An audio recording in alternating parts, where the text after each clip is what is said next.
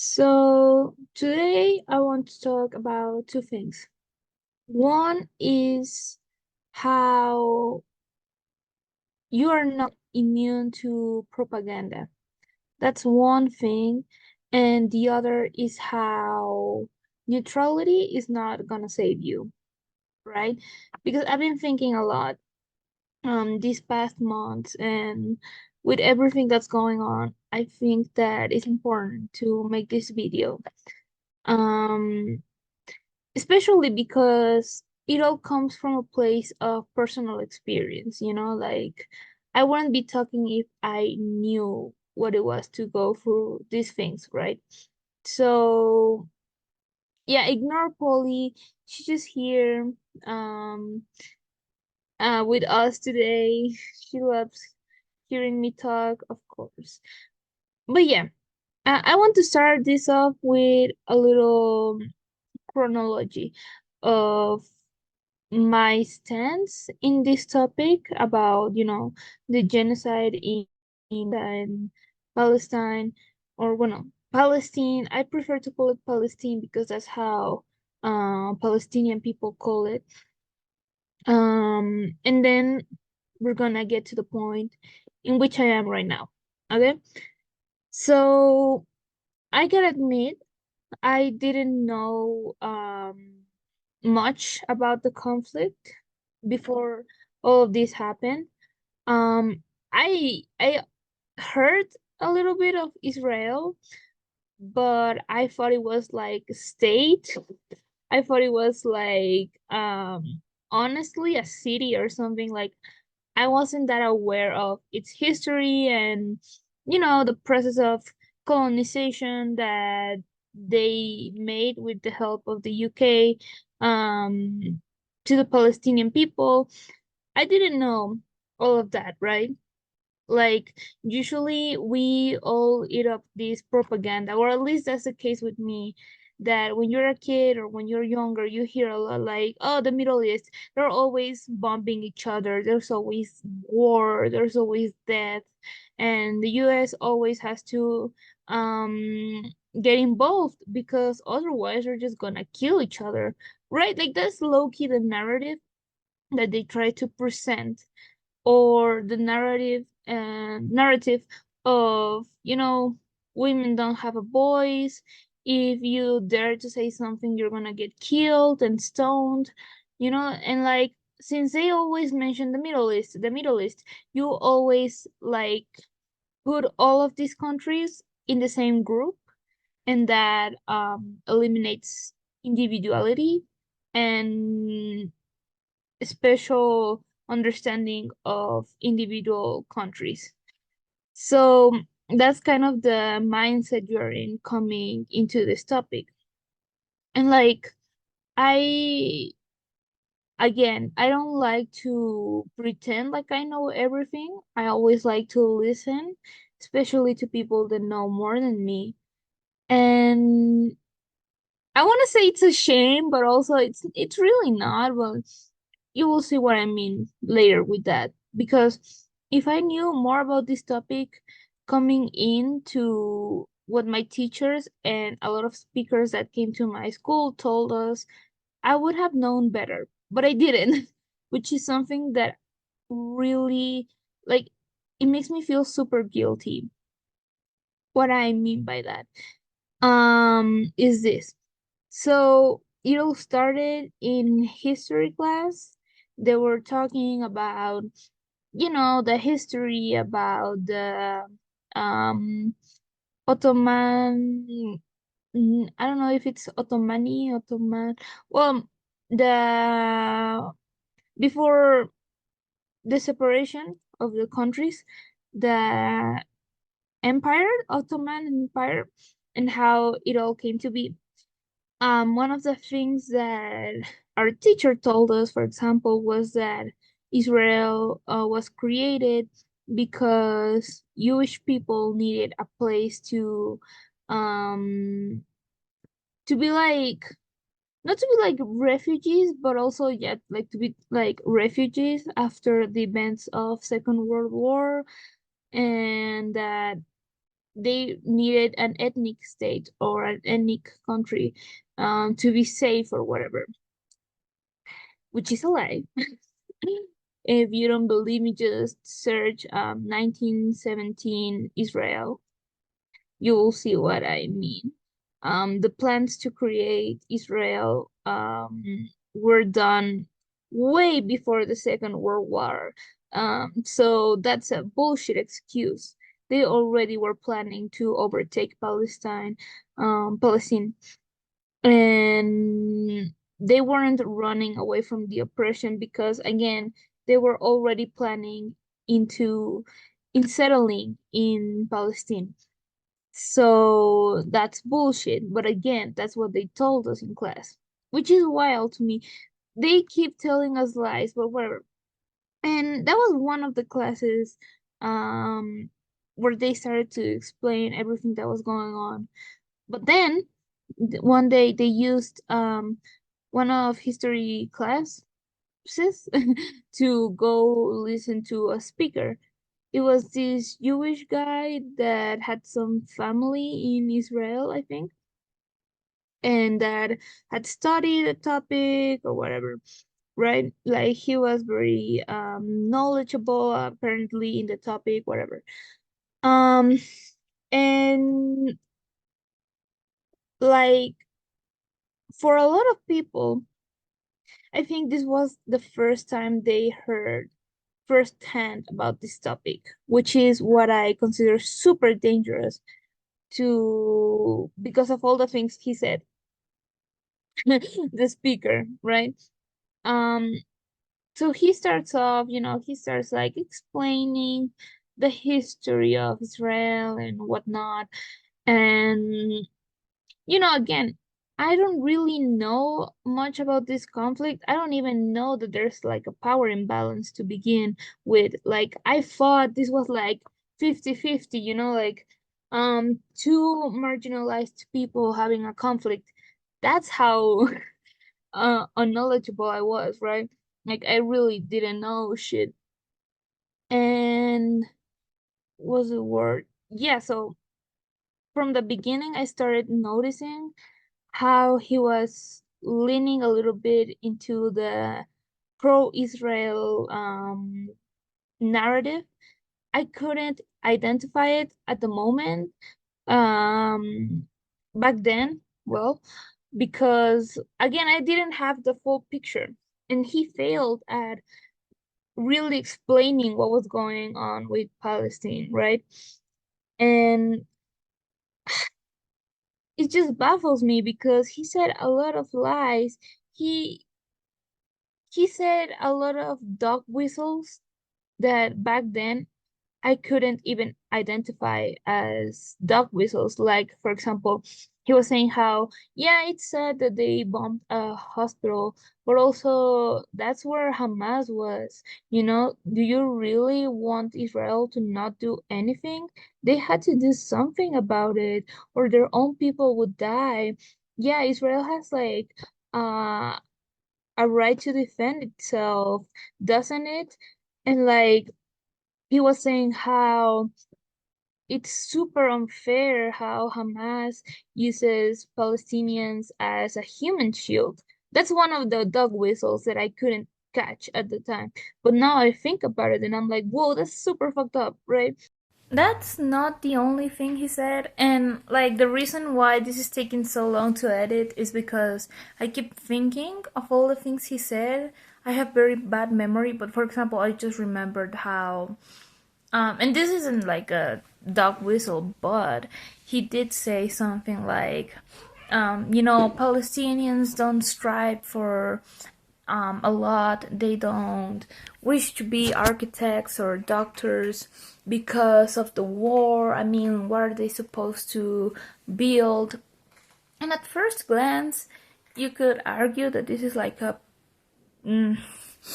a sentiment of empathy towards the Palestinian people, like being, oh, look at how Israel has broken their dreams. But like, even small things like that can make the idea that all the Palestinian people don't have like dreams, they don't have like ambitions like us, because they're just so, they're like war zombies, they are just so used to the war, they don't strive for more. And I think that's low key fucked up, high key fucked up. So that's something that I remembered. And I wanted to mention how my school fucking sucks in a lot of levels, but one of them that I have always like hated and criticized and talked about is how they're very pacifist and very centrist, very neutral in the face of a lot of tragedies and social issues. And when they're not neutral, they do this thing that is very weird, where they're like, oh, we need to justice, we need to fight for our rights, but always through dialogue. Yes, we cannot fight for our rights if we are doing mayhem in the streets, if we are doing all those protests. No, no, no, no, no. We need to make a dialogue. It's like again, there are this has weird, they have this weird agenda of being like pro neutrality, pro pacifism, like don't go around making a revolution, no, that's too violent, which is like always reflected in the speakers that they bring to talk to us about important issues, in this case these two centrists. But yeah, I felt like I had to tell that. But that's just one of the other things that really annoy me. That's like very, very fucked up. I'm thinking if I should put like links in the description so people can get educated, but also I know that no one sees these videos. I'm gonna still try to promote it in my stories in Broken Bones. But either way, like there's so many lies and so many just wrong things he said, like the human shield thing. Like, not even like one thing is to be wrong about that, but another thing is to be wrong and to use it as an excuse, right? And that's just unforgivable, in my opinion. You know who is using human shields? Israel. And no, it's not their own people, although it was also their own people, especially in the 7th of October. Well, that's another topic. But they're using Palestinians as human shield, not Hamas, Israel. And it's just so fucked up how he made us believe that all of this was a fact, right? Another of the very fucked up things he said was um that Hamas was like making it impossible, that like they were blocking and um not letting water and food come in, and they weren't letting Palestinians to move away from the places that were gonna be bombed. Like that's how he presented the story to us. He was saying how, oh yeah, Hamas is like they don't want people to evacuate all these places. They don't want them to leave from the places that are being targeted. When again, that's a lie. You can replace Hamas by Israel officers or military, and you'd be correct. Because Hamas isn't like they make it out to be as this like I don't know cartoon villain who has like a master plan, when really it's just like a political party, right? Like they're not terrorists. They're just like a political party. The beheaded babies and the red women, that's all lies. That's all propaganda that we all fell for, bro. That's the thing that bothers me a lot. But again, like I wasn't saying anything and I didn't fight him, I guess. The only thing I asked was how would you resolve this issue? um because I couldn't argue against him. And I still think that's a good that I didn't argue because I didn't know enough, But there was this girl, she started screaming. She was very angry at him, and rightfully so, right? The thing that bothers me is that you could tell that she really didn't know about what she was screaming about. She was like, "So you think it's okay that they bomb a hospital?" And he was again saying all this bullshit. Well, they have a right to defend themselves. Like that's where Hamas was. Wouldn't you want to defend your own people? And she wouldn't say anything. She would just stay quiet and then be like, "So you're okay with killing babies?"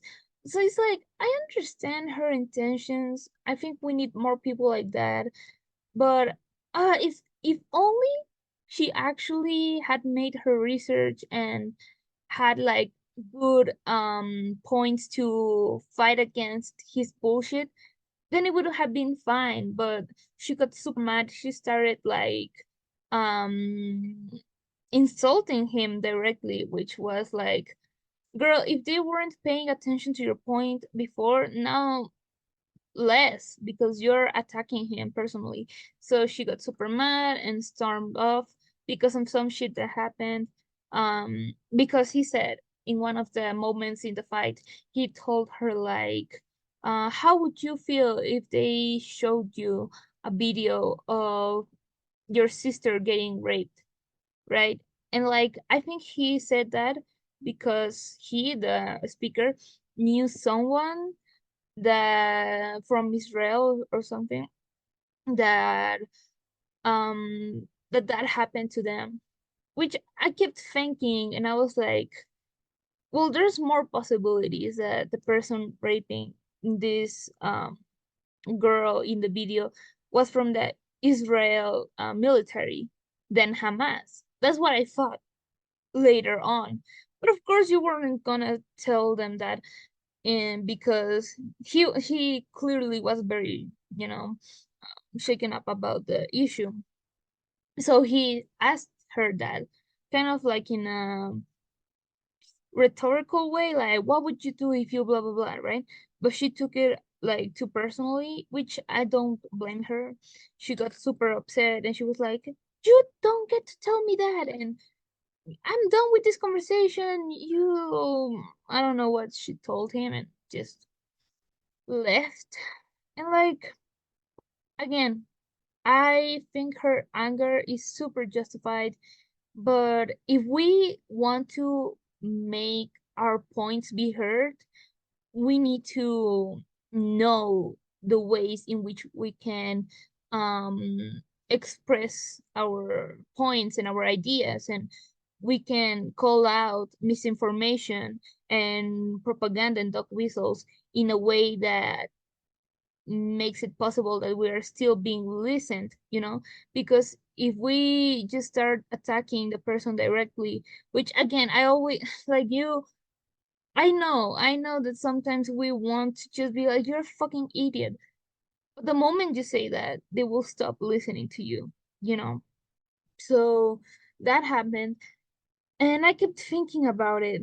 Like, that moment didn't leave my mind, and I was mad. I was very mad. And a part of that, I kept repeating and repeating the information that he told us because that's the only source I knew, right? So I kept repeating his awful talking points and all that shit, right? Because he seemed like, a very troubled individual that just wanted peace. He said how he was against Zionism and Zionism. I don't know how to pronounce it. Um, the fascist guys, like he said how he was against that and how he was against the government in Israel and how he stood up with the people in Palestine. But like some of his talking points didn't reflect that. So it felt like uh something to be like, no, no, no, wait, wait, wait, guys, guys. I'm a good guy. It's just that I think that Hamas are terrorists and that Israel has a right to defend themselves. But I'm with Palestine, right? It was weird. It was weird. Um, and I forgot what I was saying, but like, yeah, I kept repeating his information because that's all I knew. And he mentioned how his adoptive mom, that lived in Israel, was killed by the attack in the 7th of October, October 7th. Yeah, that. And how that like was like very heavy to him. You know, it was like, of course, traumatic, right? Because it was someone that he cared for a lot. And of course, that incident will radicalize him into consciously or unconsciously standing up with Israel, right? So I get it. Like, no one wants their family members being killed off. But again, we have to put things into perspective. Like, you lost your adoptive mom, but there's people in Palestine that have lost 20, 30 of their family members, and both cases are awful, but like I hate that people are like, yeah, we can talk about the people that are being killed in Palestine, but what about the people that died in that day? It's like, shut the fuck up. Like, genuinely shut the fuck up. You you should be ashamed. You should be fucking ashamed. Like, one thing doesn't compare to the other at all. And like, there's a very good interview with this I don't know what he is, but like he has his own news site and whatever, that he's an interview with this guy, where he explains that a lot of the people that also died in October 7th were killed by their own people, the Israel military.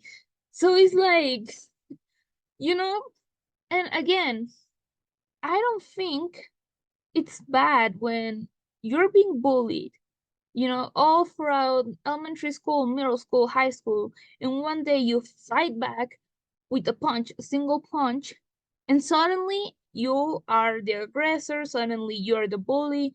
You see what I mean?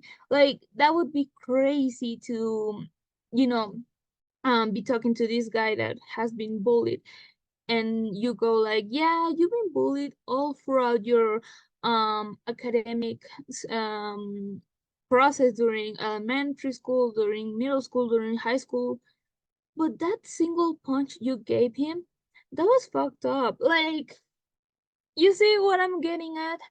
So yeah, that's how I feel for propaganda pro Israel, and um propaganda against Hamas, which again, they sold us this idea that it was like two very powerful um person groups fighting against each other, Israel versus Hamas, these titans. One really, no, like, Hamas isn't this like big ass titan, very powerful political titan. It's just like a liberation group that doesn't have as much power. Like, seriously, it doesn't have as much power, right? And something also very fucked up that another speaker said, we will not get, well, we will get into him in a second. Something that the other speaker said, the second speaker, was that and this was a response to an anti-Semitic comment a kid made. He said how Jewish people don't have all the power in the world and they don't control the media and the economy, which of course, true, true. But then he said, because if that was the case, why would Israel be fighting against a super small country? Now, that sentence has a lot of problems. One of them is equating Jewish people to Israel. That's one of the biggest problems as to why people don't join our movement, pro-Palestine, because they think we're hating on all Jewish people, right? But no, it's just the fascism that we hate. It's just country, quote unquote, of Israel that we hate, because it's not, it's it's not really a country again. But we are against that. We're not against Jewish people as a whole. Like, be so for real. And him saying that, it's making it out to be as if you are against Jewish people, you're against Israel. If you're against Israel, you're against Jewish people, when that's not the truth. If you're against Israel, you're against Israel, period. You're not against Jewish people, right? And the second problem of that sentence is that they wouldn't be fighting against this little country that has so many historical inaccuracies, because you fucking colonized Palestine, like, um but you want to still keep like a good face towards the world so they can keep supporting you, so they won't take everything from you in a second, that, and also that Palestine has been fighting for their rights throughout history. But if you see maps of how the distribution of both communities have been like distributed across the years, you can see that Palestine are clearly losing a lot of their original territory. And I think this is a very interesting situation, because like they deserve that their lands are theirs and they deserve to get them back. Like, I don't know what you imagine in your head when people say that. Do you imagine all the Israeli people getting kicked out? No. Of course they can keep still living there. But just as, for example, indigenous people in Mexico, in the United States, that say we want our land back, what they mean by that, first of all, is to have control over it, you know, and to have the possibility to take care of their own environment yet again, and to have a say in what it's done with those places. What they're not saying is, yo, that person that lives in that house that was once our territory, get them out of there, get them out of there. They're never saying that, unless it's like a super rich millionaire dick, in that case, yeah, I get it. It would make a lot of sense. But random civilians, no, they can keep still living in those territories, but they need to be constituted as Palestine, not as Israel, you know but yeah, so that sentence the second speaker said was fucking awful, right?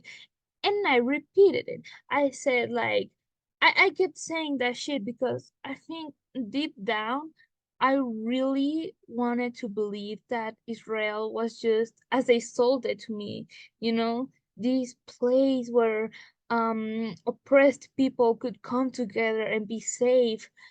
But again, that's just propaganda. That's just propaganda, and that's just, again, historically inaccurate, right? So, but I really wanted to believe that this was an issue that two marginalized people could overcome. But I was missing one very important detail. And this is one of the things that come from Black radical thought that I fully agree on. Like, I don't know why I said it like that. I agree with Black radical thought, but one of the things that I love the most, especially when we talk about identity politics, is how it doesn't matter what you are. If you are white, you will always be white first. White queer, white Jewish person, um, white trans person. Yes, you may have marginalized identities in yourself too, but before the law, before the system, before the world, you will always be white first.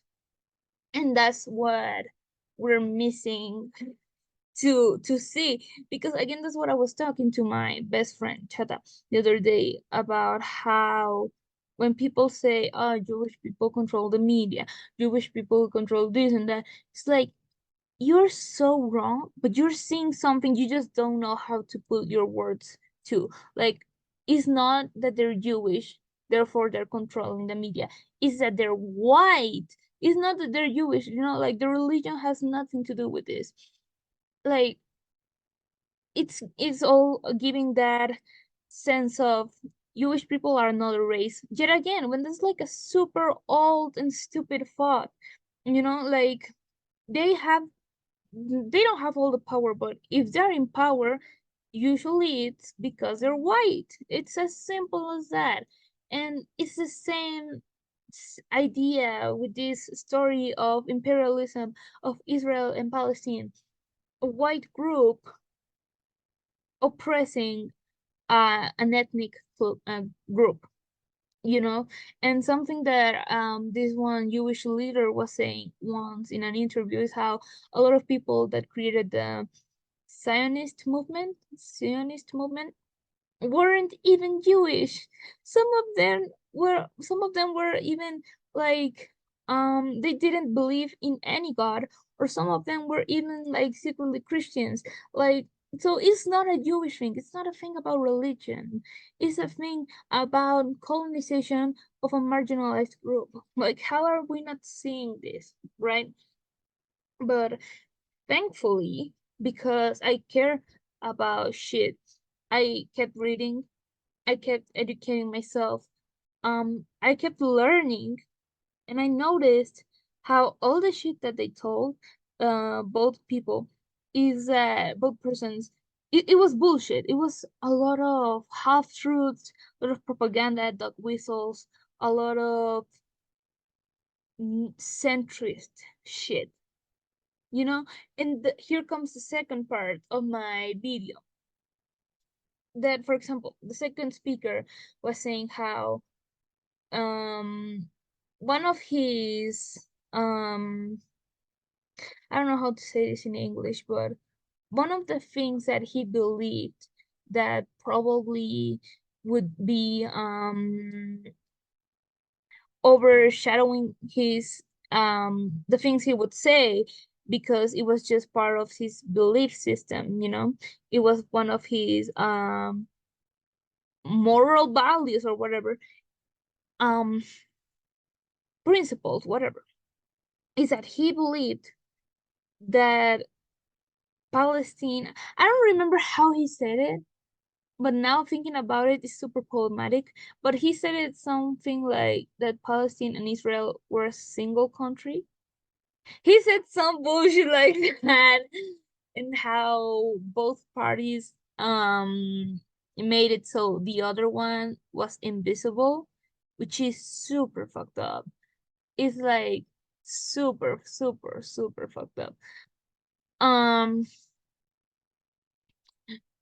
and it's like, no, like Palestine is a country, period. Israel came out of fucking nowhere and decided, no, that's us. That's us. So you cannot be like, well, they have a point. Like, but what's their point? Because it's in the Bible or something? I thought I thought we said how politics and religion should be separated. Like, and I'm sorry, but how are you going to justify displacement of people and genocide and Nakba by a book? Be so for real, right? So I kept reading, I kept getting invested in this.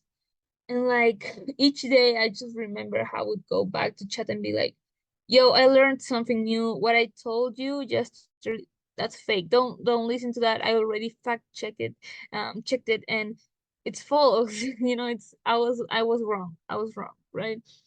And there's something very humbling about that, which, I mean, I'm thankful that now I can open my eyes and make my own research instead of listening to fucking fascist empathizers or whatever.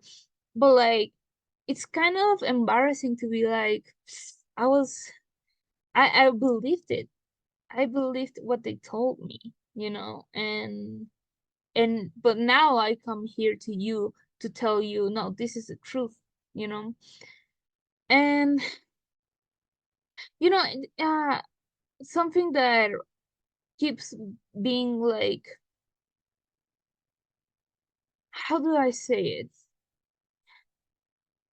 A timeless truth that I keep reminding myself that exists and that it's again inevitable and timeless is that you gotta pick a side, and I will fucking die on that hill. And it was very clear to me in a lot of social issues, but for some reason at the beginning of my learning process with this specific issue, for some reason it was more cloudy. It wasn't as clear as it was with other topics that I care about, like LGBTQ issues, issues about racial stuff, whatever. It wasn't as clear. And that's a very interesting tactic that Israeli government and also the USA use to kind of control you, is to say this is very complicated, you wouldn't get it, just know that we need to defend ourselves to the terrorists, but it's very complicated, right? Like that's one of the ways they get you. And again, like this is one of the ways that anti-Muslim and anti-Arab thinking and propaganda works. It works so well because we have been fed a lot of lies and hatred towards the Muslim people and towards the religion as a whole, and we have like being fed this lie that everything is so complicated there. You wouldn't get it. You wouldn't get it. Like, when no, again, this is a fight that unites all of us. It's one single fight. And that's not to say that that one fight has a lot of complexities and branches, like the fight for women, the fight for black people, the fight for trans people. But then you get, the intersections, the fight for black, trans women, queer, disabled, immigrants, the different identities, they're all united. Why? Because if the Palestinian people aren't free, if the Sudanese people aren't free, if the people from the Congo aren't free, then we're not free. Again. And that goes for all of the people that have suffered colonialism, imperialism, etc. So we need to stop making exceptions for what social topics and social justice issues we want to talk about, because it's all the same. There's always going to be an oppressed person and the oppressor, right? And one of the examples that comes to mind is with Brittany Broski. She was popular. Well, I think she was made popular by a meme of the girl that drinks water or something that she doesn't like, and then makes like a face. Whatever. With her, she's a great example of white feminism because she said she's white. She cannot talk about the Middle Eastern issue and situation because she wouldn't get it. She's white, and not because she has a blue check mark and 1 million followers. That means that she's suddenly able or that she should talk about these issues, right? And it's like, why are you making a fucking exemption for the Palestinian people? You're so quick to talk about black issues, but you're not black. Right? So if you can talk about black issues because we need to speak up for injustice. If you can talk so freely about Black Lives Matter and black people, why are you not doing the same for Palestinian people? Right? And the whole thing about I'm X, therefore I will not talk about Y. Like, just don't overstep. That's what I always say, right? Because you can talk about these issues, you should talk about these issues, because we need to educate people and make them aware of what's going on, right? Like, I love that, you know, my the allies of the LGBTQ community, especially in close circles to mine, talk about these issues, just, you know, because they know that it's important, even if they're cisgender, even if they're straight, because they care, right? No, no, like, I won't be like, oh, you shouldn't say that we should have rights because you're cishet. No, like, join our fight, you know. And of course, I would start feeling weird if they were like, you know, queer people don't like it when you say blah blah blah blah. That's a little like overstepping. But to make that overstep, like, it's not like something that allies do like so regularly to the point where we have to say, you know what, don't talk about this issue. No, because we need more people talking about this stuff. So her saying I'm white, so I shouldn't talk about this, doesn't make any sense, and it's just an excuse for her to not talk about these issues. So yeah. And of course, all topics are complicated in themselves, but like, don't let that nature of a problem, the complicated and the complex nature of a problem, don't let that make you fall into centrism and in neutrality, and don't let that make you fall into that, well, let's listen to both sides, guys, like they both need to work on stuff. Shut up. No. No, like it's very easy to fall into that centralist idea. And So I don't like how I phrased that. So instead of saying just because a issue is complicated, just because all issues are complicated, don't let that make you fall in neutrality.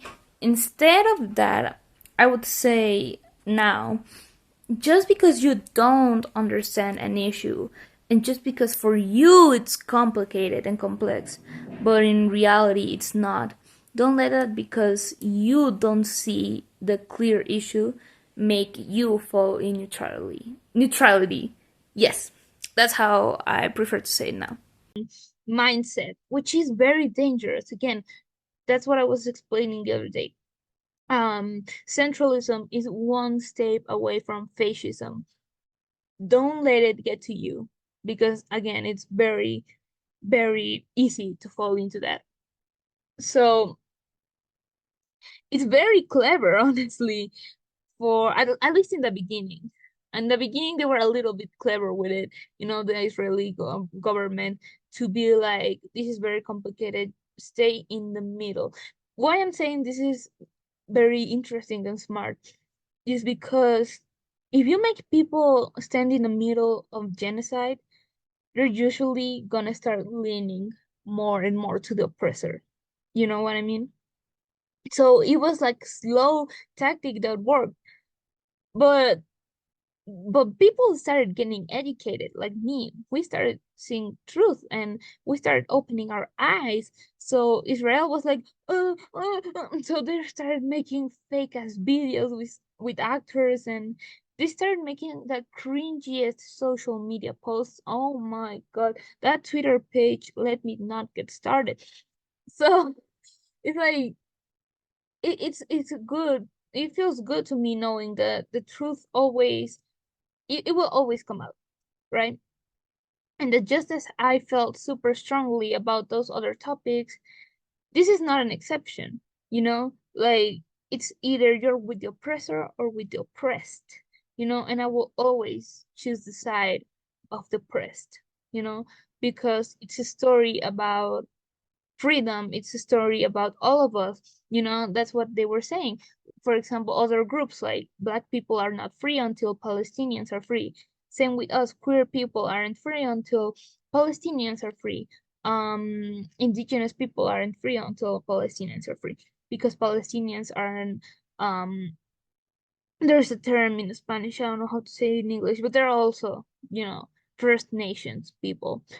um so yeah, it's just a topic that really fascinates me, and I think it's very important to talk about, because centralism and neutrality, again, it will not save you.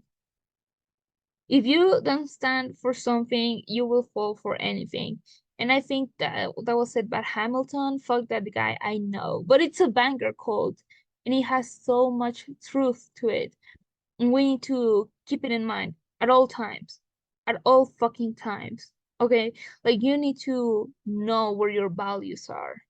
Okay? Because when the real shit comes to you, because right now it seems like everything is so far away. Like, oh, why do I care if it's in the other side of the world? When the real shit comes to you, that it has come before, but you have been blind to it. When you don't choose um a side, how are you? How do you expect to be stable in that? How do you expect to have a stable ground to stand on if you want to be in the line of two stones? It's either you're in this stone or you're in this stone. If you put your both your feet in both stones, when these two stones start moving apart, because obviously, what are you gonna do with your legs? You're just gonna fall. You know what I mean? So yeah, you're not immune to propaganda. I know I wasn't. I really know I wasn't, but now, um, I think I'm a little bit smarter after all of this. At least I'm more aware. Yeah, not smarter. I'm a little bit more aware that we can all fall for this, and don't let the language barrier, the different continents, different cultures trick you into thinking this is a different topic. It's the same old story about colonization, imperialism, um, marginalized groups. You know the gist. So, yeah, have a good day and keep talking about this shit. Please. We cannot let this shit happen again. Because, and let me put it this way. Imagine thinking that during the Holocaust that was happening, you know, last century ago, people, there were people that didn't care, right? There were people that didn't care, and you would think that's crazy.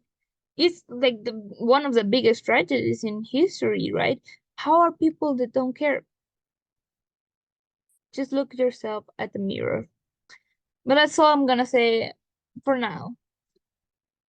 See ya. Bye.